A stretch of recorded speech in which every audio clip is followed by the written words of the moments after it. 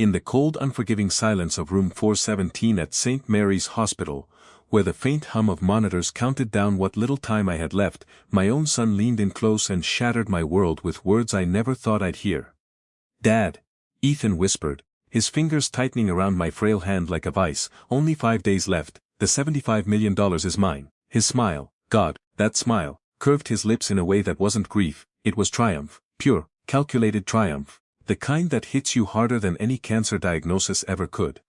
I, Richard Thompson, the man who built an empire from nothing, lay there in a hospital gown that smelled of antiseptic and regret, staring at the boy I once carried on my shoulders. How did we get here?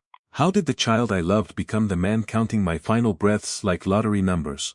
The doctors had been blunt earlier that morning. Stage 4 pancreatic cancer. Inoperable. 5 days, maybe 6 if the pain meds held. I had hidden my illness from everyone, including Ethan, for months. Built walls of silence around my fortune, thinking it would protect us.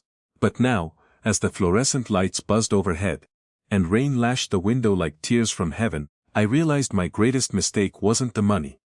It was the distance I let grow between us. Ethan's eyes, once bright with boyish wonder, now gleamed with something colder. He squeezed my hand again, murmuring about taking care of everything after I was gone. The $75 million, my secret empire of real estate, tech investments and offshore accounts I'd amassed over 35 years, hung between us like a noose. I forced a weak smile back, my mind racing. One call. That's all it would take to change everything, but first, I needed strength. The kind that comes from facing the ghosts of the past. As the nurse adjusted my drip, memories flooded in uninvited. Ethan at age 7, laughing as we built sandcastles on the beach. Ethan at 18, slamming the door after our last fight. And now, Ethan at 28, holding my hand not out of love but ownership. Little did he know, that smile had just lit a fire in me. A fire to fight, to reveal, to redeem. This wasn't the end. It was the beginning of a truth that would shake our family to its core. My life hadn't always been measured in millions and hospital beds. I grew up in a cramped 2-bedroom apartment in Chicago's South Side, where my father worked double shifts at the steel mill and my mother stretched every dollar until it screamed. By 22, I was driving trucks at night and studying business by day, determined to break the cycle. The first million came from flipping rundown properties in the 90s. I'd buy foreclosures, fix them with my own hands, hammering nails until my palms bled, painting walls until the fumes made me dizzy, and sell for triple. Then came the tech boom. I invested early in startups that became giants, always staying one step ahead, but success came at a price. Late nights turned into absent mornings, birthdays missed, anniversaries forgotten. My wife, Elena, was the glue. Beautiful, patient Elena with her warm brown eyes and laughter that could light up the darkest room. She gave me Ethan, our miracle child, after years of trying. For a while, we were happy. Picnics in the park, family vacations to the lake where Ethan learned to fish. But as the money piled up, so did the secrets. I created trusts, shell companies, a hidden will, all to protect them. Elena begged me to slow down, to be present. I didn't listen. By the time Ethan was a teenager, the cracks were deep. He resented the fancy prep school I forced on him, the pressure to follow in my footsteps.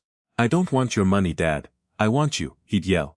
I thought tough love would mold him. Instead, it broke us. Elena passed away from a sudden heart attack when Ethan was 22, and I buried myself deeper into work, leaving him to grieve alone. Now, lying in this bed, I saw it all clearly. The $75 million wasn't just wealth. It was the wall I'd built around my heart. Ethan thought it was his ticket to freedom, but I had one last chance to show him what truly mattered. As the pain meds kicked in and my eyelids grew heavy, I reached for the hospital phone with trembling fingers. One call. To Marcus, my old lawyer and the only man who knew every skeleton in my closet. The years after Elena's death were a blur of boardrooms and bottles. I threw myself into expanding the empire. Traveling the world while Ethan spiraled. He dropped out of college, bounced between jobs, and fell in with a crowd that saw dollar signs when they looked at the Thompson name. I tried to pull him back, offered internships, therapy, even a trust fund with strings attached. He saw it as control, not care. Our last real conversation before the diagnosis was 3 years ago. "You're dead to me already, Dad." He spat over the phone after I missed his college graduation. Again. I had been closing a $20 million deal in Tokyo. Pride kept me from apologizing. Silence became our language. In the hospital, Ethan sat by my bed for hours, talking about our future. He mentioned selling the old family lake house, liquidating assets. His smile returned whenever the nurse left the room. "You've worked hard, Dad, let me honor that." But his phone buzzed constantly with messages from friends. "How's the old man? Inheritance soon?" I overheard one call where he whispered about luxury cars and trips to Vegas. That night, as monitors beeped, I replayed our life like a broken film reel. The Little League games I missed. The prom where Elena took photos alone. The way Ethan's eyes lit up when I showed him how to tie a fishing knot. Regret tasted bitterer than the medicine. But regret alone wouldn't fix this. I needed truth. And that truth started with the call I made while Ethan stepped out for coffee. Marcus arrived the next morning, briefcase in hand, looking every bit the sharp 60-year-old attorney who'd guarded my secrets for decades. We spoke in hushed tones while Ethan was downstairs. The will I had drafted years ago was ironclad but conditional. The $75 million wasn't a free pass. It was tied to proving responsibility, charity work and, most importantly, family reconciliation. Ethan knew none of this. He believed it was straightforward inheritance. Marcos confirmed the documents were secure, but warned me, "Richard, if Ethan contests it, it could drag on, and with your timeline, 5 days." Time was my enemy. I instructed Marcus to prepare amendments. Not to cut Ethan out but to force a journey of understanding. Videos of my life lessons, letters from Elena, challenges that would make Ethan walk in my shoes. As Marcus left, Ethan returned, his face flushed. "Who was that, Dad?" I lied smoothly, "Just an old friend saying goodbye." That afternoon, Ethan read to me from a book, something we hadn't done since he was little. For a moment, the smile was genuine, but then his phone rang and the mask slipped. The $75 million loomed like a shadow, twisting everything. By day 2, the pain was sharper, but my mind clearer. Ethan's visits grew longer, his stories more probing. He asked about bank accounts, properties, passwords. "Just so I can handle things smoothly," he'd say with that chilling smile. It reminded me of the wolves in business deals. Friendly until the contract was signed, I probed gently. "What would you do with it all, son?" His eyes sparkled. "Travel, invest, live the life you never let me have." No mention of charity or honoring Elena's memory. No plans for the family foundation I secretly ran. It broke my heart further. That evening, a nurse shared a story of her own estranged father. It mirrored ours. As she left, Ethan held my hand again. "Only 4 days now, Dad, I'm here for you." The words were right, but the undertone was wrong. I decided then, the call to Marcus wasn't enough. I needed to set the stage for revelation. With the last of my strength, I made the call that would unravel years of lies. Not to Marcus this time, but to Sarah, Elena's sister. The aunt Ethan barely remembered. She lived quietly in a small town, running a community center with the anonymous donations I'd sent for years. "Sarah," I rasped into the phone. "It's time he knows everything." She agreed to come, bringing boxes of old letters, photos, and the truth about Elena's wishes.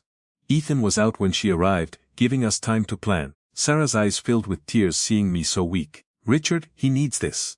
Not the money, the family." We recorded messages. I poured my soul into them, apologies, stories of love, lessons on what wealth really means. The $75 million would fund the community center, scholarships, and a trust for Ethan only if he completed a 30-day journey of service and reflection. It was my final gift, and my final test. Day 3 brought Sarah's visit. Ethan was shocked to see her. "Aunt Sarah, what are you doing here?" She hugged him, then opened the boxes. Photos of Elena, letters where she wrote about her dreams for us, journals detailing my absences and her quiet strength. Ethan's face changed as he read. Anger, confusion, tears. "You hid all this?" I nodded weakly. "To protect you from the ugliness of how I built it." Revelations poured out, my early struggles, the deals that cost friendships, the guilt that ate at me. The fortune wasn't clean money. It carried the weight of choices. Ethan stormed out at one point but returned. The smile was gone, replaced by raw pain. For the first time in years we talked, really talked. The ghosts came alive through Sarah's stories. Elena's battle with depression after my long absences. The miscarriage before Ethan. How she begged me to choose family over fortune. Ethan learned his mother had set aside a small fund for him, untouched, meant for following his passions. Not mine. I confessed my biggest regret, pushing Ethan toward business when he loved art and helping others, like the community projects he volunteered for in college. The estrangement wasn't one-sided, my pride fueled it. As night fell, Ethan held my hand without the inheritance talk. Just father and son, haunted by what could have been. On day 4, Ethan began digging on his own. He visited my old office, spoke to former partners. He discovered the foundation I'd hidden, the lives it changed, kids educated, families housed. It clashed with the greedy image he'd built in his mind. Twists emerged. A former business rival who claimed I stole ideas. Ethan confronted me. I admitted the gray areas but showed proof of integrity where it counted. His chase revealed not just my flaws, but his own assumptions. "I thought you didn't care," he said. "I thought the money was all there was." The major twist hit like a storm. One of Ethan's friends visited the hospital, pushing for quick access to accounts, hinting at a plan to contest the will. Ethan overheard and realized they were using him. The betrayal mirrored what he thought I'd done to him. In anger, he confronted the friend, then me. "Was this your plan?" No. It was life's lesson unfolding. I revealed the conditional will. Ethan was furious at first, but it sparked real change. He saw the manipulation in his own circle. Our deepest talk came that night. I apologized for every missed moment. Ethan shared his pain, his failed attempts to connect, his fear of becoming me. We laughed through tears remembering Elena's terrible cooking and family road trips. "The money isn't the legacy, son, this is," he cried, holding my hand. No smiles of triumph, just healing. Die 5, pain intense but peace deeper. We watched old home videos. Ethan read Elena's letters aloud. I shared business wisdom, not for profit, but for life. He promised to visit the community center, to try the challenges. $75 million felt secondary now. Nurses, old friends, even a estranged business partner visited. Stories of my hidden kindnesses poured in. Ethan saw the full picture. Sarah stayed, bridging gaps. Allies from the past reminded us family extends beyond blood. With hours left, I signed the amended documents. Ethan would inherit but with purpose. Running the foundation, living meaningfully.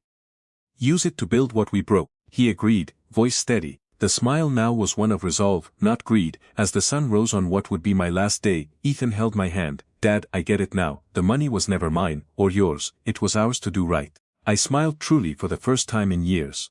Peace washed over me. The call I made set everything in motion. My empire wasn't dollars. It was this moment of redemption. In the end, love outlived the fortune. Ethan went on to honor the legacy, turning pain into purpose, and though I left this world, our story lived on. In hearts healed, lives touched, and the truth that family isn't perfect, but it's everything.